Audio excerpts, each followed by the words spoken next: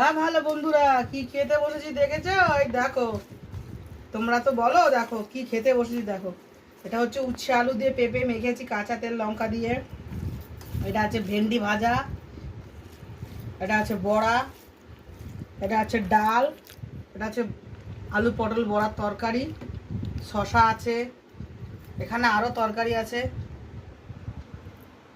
আরও বড়া আছে, লাগলে পরে নেউনখানে। এখন খেতে বসেছি, বেলা 4টে বাজে।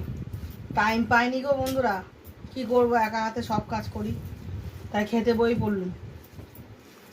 খুব খিদে পেয়েছে, খেয়ে নিই, তারপর পরে কথা বলবে। ও ভালো বন্ধুরা, তোমরা কে কে খাবে একটু চলে এসো। তোমরা তো আবার এসব খাও না, আজকে আমাদের শনিবার নিরামিষ, মঙ্গলবার নিরামিষ।